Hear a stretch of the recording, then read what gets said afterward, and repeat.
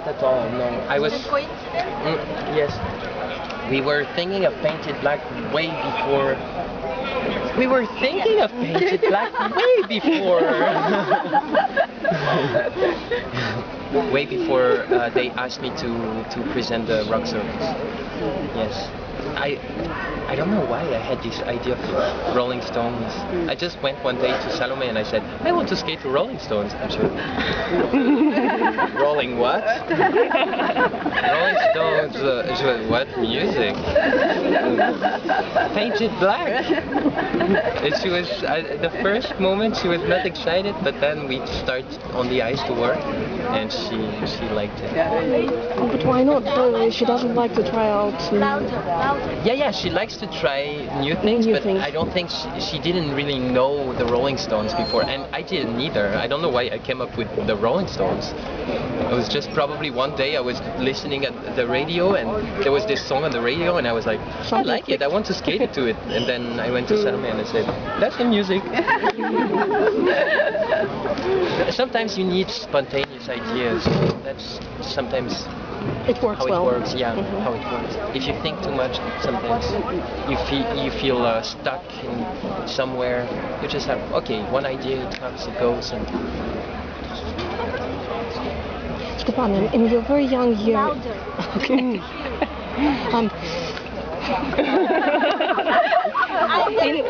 Yes, I can tell. Arena director. She's very comfortable in that role, you see? Yes, I know. She's the director. She will be the circus director. Yes, very good. Okay. It is. I have a couple of questions for you, actually, from the friends back in Russia who didn't come here, and one of them is like that. So you spent your very young years, your childhood and your teenage years, very focused on figure skating. Do you sometimes have a feeling that you missed out something that normally teenagers do, that you didn't go to movies or you skipped something, or I don't know what? Not at all. I think my childhood was so rich in experience, so rich in everything. I got probably more than anyone. That's for sure. Skating gave me so much, and it's not only a sport. That's what makes skating special. Maybe when you focus on sport you think athletic, but in skating you have to think, like, you have to open your mind. And I come from a small village where we don't have any ice rink, we don't have any ballet school, we don't have any shows, we don't have any musicals.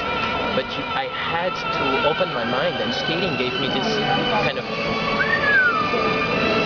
360 degrees vision to work athletics, but to work also the expression, to be curious about anything, about shows, about ballet, about dance, about books, about fashion, about everything. I was interested in, when I was 7 and I started skating, I was interested in drawing my costume, I was interested in cutting the music, I was interested in copying all the skaters, I was watching all the videos, I was begging my mother if I could stay until the last group of the competition, even though I had school the next day. It was, I had a very, very happy childhood, very happy. And my mom was always very permissive. She was very strict. When I was on the ice, she was very strict and unhappy when I was doing bad job and screaming at me. But then she was very permissive. If I would ask her, can I go out to watch movies with my friends, she would say, of course you can, but you know that tomorrow you have practice and you know how it's gonna work, how it's gonna go. So I had to be responsible for my work, and she gave me very soon the responsibilities. And she really yelled at you? Yes, she was like a skating mother. She is a skating mother. But was there any element that you couldn't do when you were a child, when you were a child? Like what? Skating? Was there any hard element for you? For you, not for me? Yes, and usually when I couldn't do something, I would tell Peter, for example, okay, if I cannot do the first time, I will never be able to do it. So don't ever ask me again. I don't know if you know, but first time before Peter, I had a lady, a coach. She asked me to do, or maybe she didn't even ask. I tried. I watched someone do a double salto, and I said, okay, I'm ready for a double salto. The first time I tried, I did, and it was kind of like this. When Peter used to ask me, okay, can you try this spin, and I would try, and it doesn't work, and I'm like, I'm never trying again. It doesn't work. I'm not giving a second try for this spin. It's inutile. But how did you bring yourself to learning it finally? Because, well, clearly that you learned. I know. His mother yelled at you. Yes, all the time, and I was yelling at her also. I was a horrible child, horrible. But coaches do not yell in Switzerland. Horrible. I was. Okay, I'm sorry. Most of Italian girls couldn't come because there was some problem with the train. Okay. But they have a question. So girls. Yes, please. Girls. Girls, your turn. Question about your cat. Sorry? About your cat. About my cat. Does she have a family tree or is it just one? She has brothers and sisters and a mother and a dad, but she doesn't know them. I'm her dad, and that's fine. She's very. I had to shave her. Because she has very long hair, and I think because of the summer she was not able, like she has hair balls everywhere and like everywhere, and I had to shave her legs, and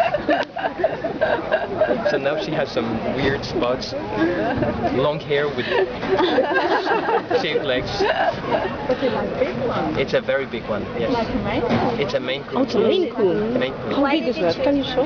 That big? She's big and she's fat, but now she's on diet. And I'm screaming at her all the time because where there is the food, she's always scratching the door. And there is always something in her bowl. Like there is still food, but she's still she scratched the door. So I'm like, there is food.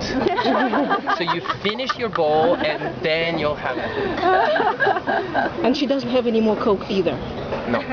Because of the done. diet. No Coke. There is no more Coke at home.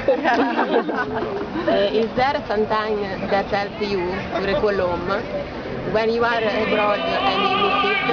When you miss home, is there something like you recall, you bring with you? Well, nowadays, and I think Reut can also say the same. Nowadays, with internet, you can do so much.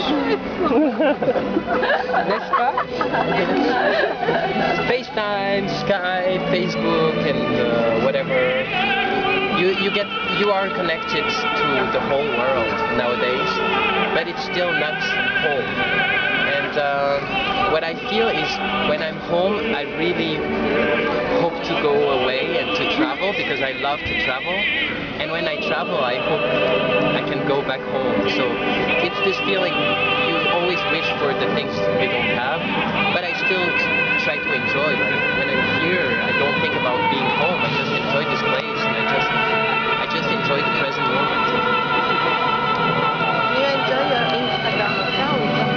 Sorry? You enjoy your Instagram account? Yes, sometimes. Sometimes I have a little crisis. I feel like, oh, this is Instagram now. I like it.